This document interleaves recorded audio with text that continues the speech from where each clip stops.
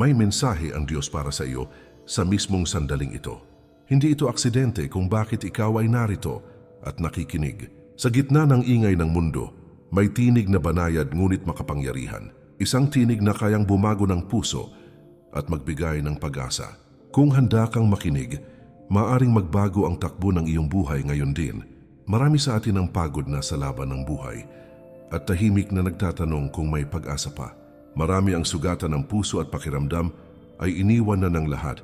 Ngunit malinaw sa Biblia na ang Diyos ay buhay at patuloy na nagsasalita.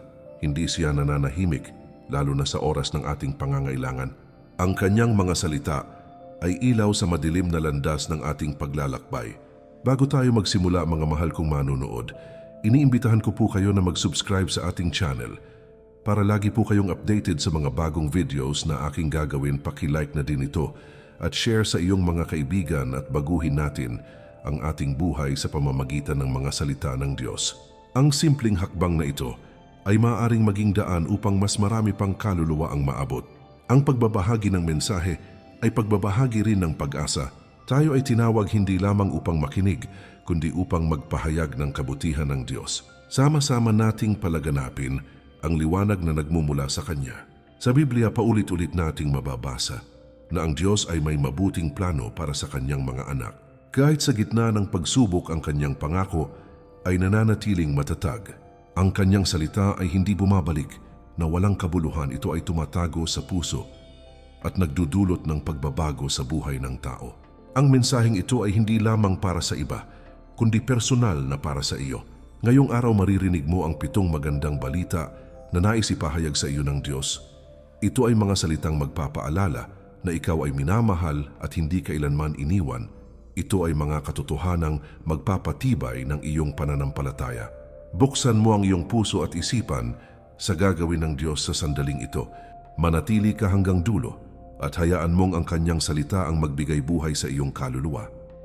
Unang magandang balita, ang Diyos ay laging kasama mo. Hindi ka nag-iisa sa bawat laban na iyong pinagdaraanan. Kahit papakiramdam mo ay mag-isa ka lamang sa iyong mga iniisip at pinapasan. Maaring pakiramdam mo ay walang nakakakita sa iyong hirap at walang tunay na nakakaunawa sa bigat na iyong dinadala araw-araw. Ngunit malinaw sa Biblia na ang Diyos ay laging naroroon at hindi kailanman lumalayo sa Kanyang mga anak kahit sila ay mahina. Siya ay kasama sa umaga habang ikaw ay bumabangon upang harapin ang mundo at kasama sa gabi habang ikaw ay humihiga na pagod. Ang Kanyang presensya ay hindi umaalis kahit ikaw ay nanghihina at pakiramdam mo ay wala ka ng lakas upang magpatuloy. Maraming beses sa buhay natin ay natatakot tayo sa hinaharap dahil hindi natin alam kung ano ang naghihintay sa atin sa susunod na araw.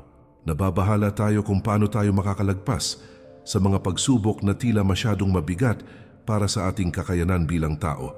Ngunit ang Diyos ay nangakong hindi niya pababayaan ang Kanyang mga anak. Kahit sa pinakamadilim at pinakamasakit na sandali, sa bawat hakbang mo ay may gabay siyang inihahanda upang hindi ka tuluyang maligaw sa landas ng buhay. Ang Kanyang kamay ay patuloy na humahawak sa iyo, kahit hindi mo ito nararamdaman sa iyong emosyon. Sa Biblia makikita natin na ang Diyos ay sumasama sa Kanyang bayan sa gitna ng panganib at matinding pagsubok. Kasama siya ni Moises sa ilang kahit ang daan ay mahirap at puno ng reklamo at panghihina. Kasama siya ni David sa labanan, kahit siya ay inuusig at hinahabol ng mga kaaway na nais siyang patayin. Kasama rin siya ni Daniel sa gitna ng panganib, kahit ang kamatayan ay tila nakahanda na sa kanyang harapan. Ipinapakita nito na ang Diyos ay hindi lamang Diyos ng tagumpay, kundi Diyos din ng paghihirap. Kapag ikaw ay nalulungkot at walang masabihan, ng Diyos ay malapit sa iyong puso at tahimik na nakikinig sa iyo. Kapag ikaw ay umiiyak sa gabi, ang Diyos ay nakakarinig ng bawat hikbi at bawat panalangin hindi mo masambit. Kapag ikaw ay pagod na pagod, siya ang nagbibigay ng bagong lakas upang ikaw ay muling tumayo at magpatuloy. Hindi niya hinihintay na ikaw ay maging perpekto bago siya sumama sa iyo sa iyong paglalakbay sa buhay.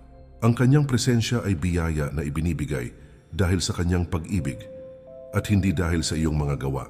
Ang unang magandang balitang ito ay paalala na may Diyos kang maaasahan sa bawat yugto ng iyong buhay. Kahit mawala ang lahat ng iyong inaasahan, mananatili siyang tapat at hindi ka iiwan. Kahit magbago ang mundo at ang mga tao, ang kanyang pag-ibig ay mananatiling matatag at totoo. Sa bawat araw na binibigyan ka ng buhay ang Diyos, ay nagpapatunay na siya ay nariyan at kumikilos. Hawakan mo ang katotohanan ito at magpatuloy ka sa buhay ng may buong pananampalataya at pag-asa. Ikalawang magandang balita. May plano ang Diyos para sa iyong buhay. Hindi ka isinilang ng walang dahilan at hindi aksidente ang bawat araw na ipinagkakaloob ng Diyos sa iyo. Bago ka pa man mabuo sa sinapupunan, ay kilala ka na ng Diyos at may malinaw na layunin na siyang inilaan para sa iyo. Kahit ang mga pagkakamali at kabiguan na naranasan mo ay hindi na sayang sa kanyang banal na paningin, ginagamit ng Diyos ang bawat karanasan sa iyong buhay upang hubugin ang iyong pagkatao at palalimin ang iyong pananampalataya. Ang iyong buhay ay bahagi ng mas malawak at mas dakilang kwento ng kanyang walang hanggang kabutihan. Maraming beses ay nalilito tayo kung nasaan tayo patungo at kung may saysay pa ba ang ating mga ginagawa araw-araw. May mga panahong tila sarado ang lahat ng pintuan at parang wala ng liwanag ang kinabukasan. Ngunit ayon sa Biblia, ang Diyos ay patuloy na gumagawa kahit sa mga sandaling tahimik at tila walang nangyayari. Ang kanyang plano ay hindi laging agad nauunawaan ng tao, ngunit ito ay laging mabuti at perpekto. Kahit ang panahon ng paghihintay ay bahagi ng kanyang banal at tamang oras. Ang Diyos ay hindi nagmamadali sa kanyang mga gawain, ngunit hindi rin siya kailanman nahuhuli sa kanyang mga pangako. Kapag tila walang nangyayari sa iyong buhay, maaring may inihahanda siyang mas malaki at mas dakila para sa iyo. Ang kanyang kalooban ay mas mataas kaysa sa ating mga iniisip at mas malawak kaysa sa ating mga pangarap. Hindi niya hinuhubog ang ating buhay batay sa ating takot, kundi ayon sa kanyang karunungan at pag-ibig. Ang bawat hakbang na tila mabagal ay may patutunguhan sa tamang panahon ng Diyos. Sa Biblia makikita natin na ang Diyos ay may malinaw at tiyak na plano para sa kanyang bayan. May plano siya para kay Abraham kahit wala pa siyang anak at tila imposible ang pangako. May plano siya para kay Jose kahit siya ay ipinagbili ng sariling kapatid at dumanas ng pagkakabilanggo. May plano siya para kay Esther kahit siya ay nasa gitna ng panganib at banta sa kanyang buhay. Pinapatunayan ng mga kwentong ito na ang plano ng Diyos ay nangingibabaw sa anumang sitwasyon ng tao. Ang ikalawang magandang balitang ito ay paalala na hindi ka naliligaw at hindi ka nakakalimutan sa paningin ng Diyos. Kahit hindi mo pa nakikita ang buong larawan ng iyong buhay, may malinaw na direksyon ang kanyang ginagawa. Ang Diyos ay patuloy na gumagabay kahit ikaw ay nagdududa at pinanghihinaan ng loob.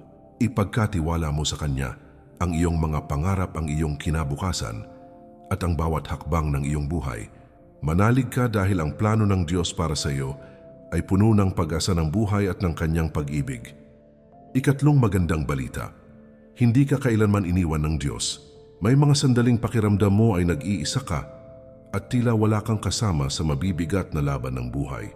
May mga gabing tahimik kang umiiyak at nagtatanong sa iyong sarili kung nasaan ang Diyos sa gitna ng iyong sakit. Ngunit malinaw sa Biblia na ang Diyos ay hindi kailanman umaalis o tumatalikod sa kanyang mga anak. Kahit hindi mo siya maramdaman sa iyong emosyon, siya ay patuloy na kumikilos sa likod ng iyong mga pagsubok. Ang katahimikan ng Diyos ay hindi tanda ng kanyang pag-alis, kundi bahagi ng kanyang mas malalim na gawain sa iyong buhay. Maraming beses ay iniiwan tayo ng mga tao kapag tayo ay mahina at wala nang maibigay sa kanila. Ang mundo ay madaling talikuran, ang taong sugatan, pagod at nawawala ng pag-asa. Ngunit ang Diyos ay nananatili kahit sa panahong ikaw ay hindi na nauunawaan ng mga nasa paligid mo. Siya ay tapat kahit ikaw ay nagdududa at pakiramdam mo ay nauubos na ang iyong pananampalataya. Ang kanyang pag-ibig ay hindi nakabatay sa iyong kalagayan, kundi sa kanyang walang hanggang katapatan. Sa Biblia makikita natin ang mga taong inakala nilang iniwan na sila ng Diyos sa gitna ng kanilang paghihirap. Si Job ay nawalan ng lahat ng kanyang ari-arian pamilya at kalusugan at inisip na siya ay pinabayaan na. Ngunit sa huli, ipinakita ng Diyos na siya ay naroon sa buong proseso ng kanyang pagsubok. Si Elias ay nanghina na takot at nagtago, ngunit ang Diyos ay dumating upang palakasin ang kanyang loob. Ipinapakita ng mga kwentong ito na ang Diyos ay hindi lumalayo kahit sa panahon ng kawalan ng pag-asa. Kapag ikaw ay dumadaan sa mabigat at masakit na pagsubok, maaaring hindi mo makita ang kamay ng Diyos. Ngunit kahit sa gitna ng iyong sakit, siya ay tahimik na naglalakad kasama mo sa bawat hakbang.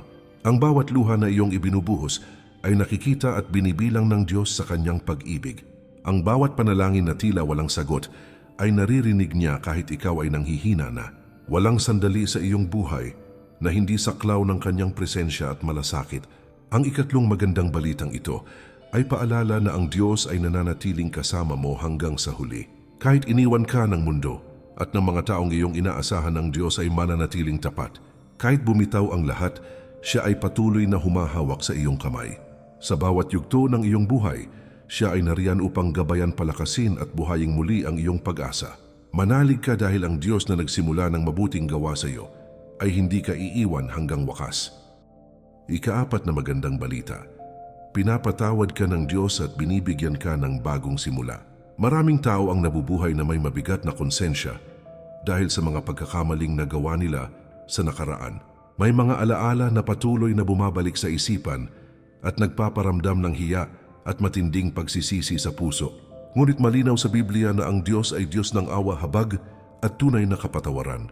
Hindi niya ikinukulong ang tao sa kanyang kasalanan, kundi binubuksan niya ang pinto ng pagbabago at pag-asa. Sa presensya ng Diyos, laging may pagkakataon para sa isang tunay at bagong simula. May mga panahong iniisip natin na sobra na ang ating nagawa, kaya hindi na tayo karapat-dapat pang lumapit sa Diyos. Pinapaniwala tayo ng kaaway, natapos na ang ating kwento at wala na tayong karapatang magsimulang muli. Ngunit ang katotohanan ay ang Diyos ay handang magpatawad sa pusong tapat na nagsisisi at nagpapakumbaba. Ang kanyang awa ay mas malaki kaysa sa anumang kasalanan na maaaring magawa ng tao. Ang kanyang pag-ibig ay mas malalim kaysa sa ating pinakamadilim at pinakamasakit na nakaraan.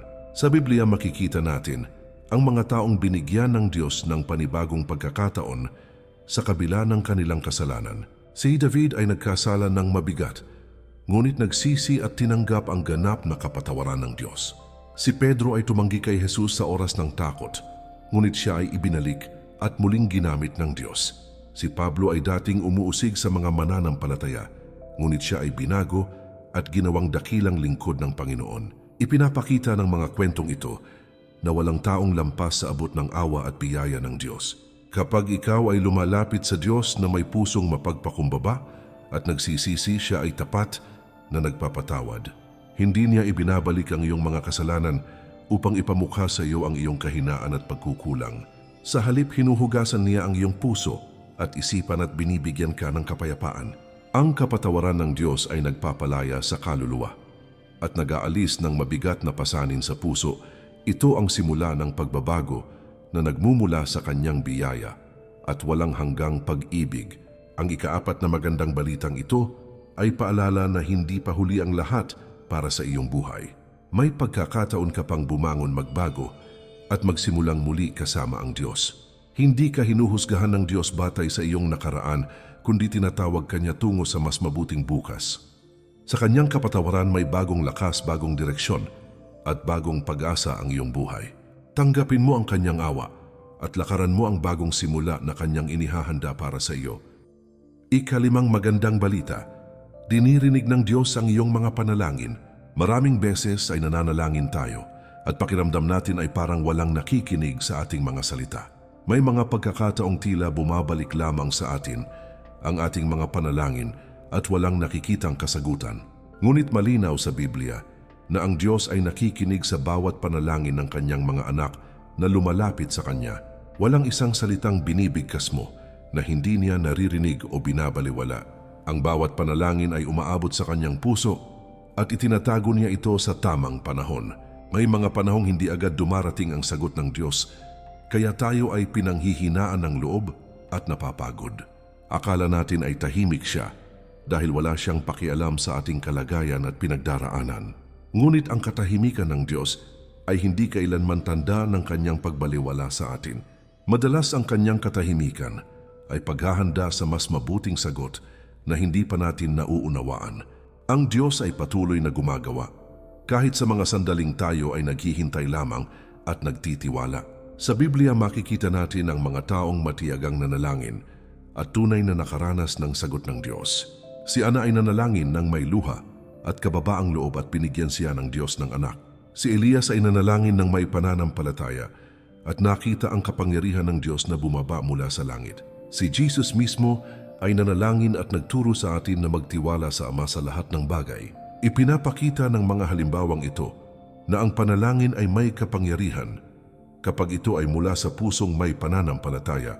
Kapag ikaw ay nananalangin, ng Diyos ay hindi lamang nakikinig, kundi siya ay kumikilos ayon sa kanyang kalooban. Maaaring ang sagot ay hindi ayon sa iyong inaasahan o hindi sa oras na iyong gusto. Ngunit ang Diyos ay mas nakakaalam kung ano ang tunay na kailangan ng iyong puso at ng iyong buhay. Ang bawat sagot niya ay may layuning magdala ng kabutihan at paglago sa iyong pananampalataya. Kahit ang sagot na hindi pa ngayon, ay bahagi pa rin ng kanyang pag-ibig at pag-aaruga. Ang ikalimang magandang balitang ito ay paalala na huwag kang tumigil sa pananalangin kahit ikaw ay napapagod na. Ang iyong mga panalangin ay hindi nasasayang at hindi nawawala sa hangin o sa kawalan. Ang Diyos ay tapat na Ama na nakikinig sa tinig ng kanyang mga anak sa bawat oras. Magpatuloy kang manalangin ng may pananampalataya, pagtitiyaga at buong pagtitiwala. Sa tamang panahon, mararanasan mo ang sagot ng Diyos na puno ng karunungan, biyaya at pag-ibig. Ika-6 na magandang balita. May lakas ang Diyos na ibinibigay sa iyo araw-araw. May mga araw na pakiramdam mo ay ubos na ubos ka na at wala ka nang natitirang lakas upang magpatuloy sa iyong ginagawa. May mga sandaling ang bigat ng mga problema ay tila masyadong mabigat para sa iyong puso at sa iyong isipan. Ngunit malinaw sa Biblia na ang Diyos ang tunay na pinagmumulan ng lakas ng kanyang mga anak. Hindi niya inaasahan na kakayanin mo ang lahat ng hamon ng buhay gamit ang sarili mong lakas lamang. Ibinibigay niya ang kanyang lakas sa mga taong umaasa, nagtitiwala at patuloy na lumalapit sa kanya. Kapag ikaw ay nanghihina sa katawan, isipan at espiritu, ang Diyos ay hindi kailanman lumalayo sa iyo. Sa halip, siya ay mas lalong lumalapit upang ikaw ay palakasin sa mga sandaling pinakakailangan mo siya. Ang kanyang lakas ay hindi lamang pisikal kundi lakas ng loob, tibay ng pananampalataya at kapayapaan ng puso. Ito ang lakas na nagpapabangon sa iyo. Kahit ilang beses ka nang nadapa at nasaktan, ito ang lakas na nagpapatuloy sa iyo kahit wala ka nang nakikitang dahilan para umasa sa sarili mo. Sa Biblia makikita natin na ang Diyos ay patuloy na nagbibigay lakas sa mga taong kanyang tinatawag. Binigyan niya ng lakas si Moises kahit siya ay natatakot at nagdududa sa sarili at sa kanyang kakayahan. Pinalakas niya si Josue upang harapin ang mga laban na tila imposible sa paningin ng tao. Binigyan niya ng bagong lakas si Elias kahit siya ay pagod na wala ng pag-asa at nais ng sumuko. Ipinapakita ng mga kwentong ito na ang lakas ng Diyos ay sapat sa bawat kahinaan ng tao. Kapag ikaw ay nananalangin at lumalapit sa Diyos, siya ay tapat na nagpapalakas sa iyong puso at espiritu. Maaaring hindi agad mawala ang iyong problema, ngunit may lakas kang matatanggap upang harapin ito araw-araw. Ang kanyang lakas ay nagdadala ng kapayapaan kahit ikaw ay nasa gitna ng bagyo ng buhay. Ito ang lakas na nagmumula sa kanyang presensya at hindi nakadepende sa mga pangyayari sa paligid. Sa bawat araw na ikaw ay gumigising, ang Diyos ay handang magbigay ng panibagong lakas para sa iyo. Ang ika-6 na magandang balitang ito ay paalala na hindi mo kailangang sumuko sa gitna ng iyong mga pagsubok. May Diyos na handang magpalakas sa iyo sa bawat sandali ng iyong buhay at paglalakbay. Kapag pakiramdam mo ay mahina ka doon, mas nahahayag ang lakas ng Diyos sa iyo. Ipagkatiwala mo sa Kanya ang iyong pagod, ang iyong panghihina at ang iyong mga alalahanin. Magpatuloy ka dahil ang lakas na nagmumula sa Diyos ay sapat upang dalhin ka hanggang dulo ng iyong buhay. Ika-7 magandang balita. Mahal ka ng Diyos magpakailanman. Mahal ka ng Diyos hindi dahil sa iyong mga nagagawa, kundi dahil ikaw ay Kanyang anak na may halaga. Ang Kanyang pag-ibig ay hindi nasusukat ng iyong mga tagumpay o ng iyong mga pagkabigo sa buhay. Kahit sa mga sandaling ikaw ay nagkukulang at nadadapa, ang Kanyang pag-ibig ay nananatiling buo at tapat. Hindi nagbabago ang Kanyang pagtingin sa iyo kahit nagbabago ang mundo at ang mga tao sa paligid mo. Ang pag-ibig ng Diyos ay matatag at hindi kailanman nawawala kahit lumipas ang maraming panahon. Maraming tao ang nasanay sa pag-ibig na may kondisyon at madaling bawiin kapag may pagkukulang. Kapag nagkamali tayo, madalas iniisip natin na hindi na tayo karapat-dapat mahalin ng iba. Ngunit iba ang pag-ibig ng Diyos sapagkat ito ay walang kondisyon at walang hanggan. Hindi niya hinihintay na ikaw ay maging perpekto bago kaniya mahalin ng buong buo. Minahal ka na niya kahit alam niya na ikaw ay magkakamali, manghihina at madadapa man. Sa Biblia makikita natin ang sukdulang patunay ng pag-ibig ng Diyos sa buong sangkatauhan. Ipinadala niya ang kanyang anak upang iligtas, tubusin at bigyan ng buhay ang mga makasalanan. Ang sakripisyong ito ay tanda ng pag-ibig na handang magbigay ng lahat alang-alang sa iba. Ipinapakita nito na ikaw ay mahalaga at may napakalaking halaga sa paningin ng Diyos. Walang masihigit pang patunay ng pag-ibig kaysa sa pag-alay ng sariling buhay para sa kapakanan ng iba. Kapag ikaw ay nasasaktan at pakiramdam mo ay hindi ka mahalaga, alalahanin mo ang pag-ibig ng Diyos. Ang kanyang pag-ibig ay nagbibigay ng seguridad at kapanatagan kahit sa gitna ng kawalan ng katiyakan. Ito ang pag-ibig na nagpapagaling sa sugatang puso at nagpapalakas sa nanghihinang espiritu. Ito ang pag-ibig na tumatanggap sa iyo kung sino ka at kung nasaan ka sa iyong buhay ngayon. Sa kanyang pag-ibig ikaw ay ligtas, tinatanggap at may pahinga ang iyong kaluluwa. Ang ikapitong magandang balitang ito ay paalala na ikaw ay mahal na mahal ng Diyos sa lahat ng panahon. Walang makapaghihiwalay sa iyo mula sa kanyang pag-ibig na tapat at wagas magpakailanman. Kahit anong mangyari sa iyong buhay, ang kanyang pag-ibig ay mananatili at hindi magbabago. Hawakan mo ang katotohanan ito sa bawat araw na iyong haharapin at pagdaraanan. Mabuhay ka ng may pag-asa, kapanatagan at kagalakan dahil ikaw ay minamahal ng Diyos magpakailanman. Huwag mong hayaang matapos ang sandaling ito nang hindi mo hinahayaang kumilos ang Diyos sa iyong puso. Ang mga salitang iyong narinig ay hindi lamang paalala kundi paanyaya ng langit para sa iyo. Sa bawat magandang balita, ipinakita ng Diyos na siya ay buhay at malapit sa kanyang mga anak. Kung ikaw ay napalakas na paiyak o napaisip, ito ay dahil ang Diyos ay kumikilos sa iyo ngayon. Ang sandaling ito ay maaring maging simula ng mas malalim mong paglalakad kasama ang Panginoon. Ang salita ng Diyos ay binhing itinanim sa iyong puso na handang tumubo sa tamang panahon. Huwag mong sayangin ang mensaheng ito sa pamamagitan ng pagkalimot o pagbalewala. Isabuhay mo ang iyong narinig at hayaang gabayan ka nito sa araw-araw. Sa gitna ng problema, alalahanin mo ang 7 magandang balitang ipinahayag sa iyo. Manalig ka dahil ang Diyos na nagsalita sa iyo ay siya ring tutupad sa kanyang mga pangako. Mga mahal kong manonood, muli ko po kayong iniimbitahan na mag-subscribe sa ating channel para lagi po kayong updated sa mga bagong videos na aking gagawin. Paki-like na din ito at share sa iyong mga kaibigan at baguhin natin ang ating buhay sa pamamagitan ng mga salita ng Diyos. Sa simpleng pagsuporta ninyo, mas marami pang buhay ang maaabot ng mensahe ng pag-asa. Maging daluyan tayo ng liwanag sa mundong puno ng dilim at panghihina. Patuloy tayong maglakad sa pananampalataya at magtiwala sa kapangyarihan ng salita ng Diyos. Hanggang sa muli, manatili kayong matatag at patuloy na lumalalim sa pag-ibig ng Panginoon.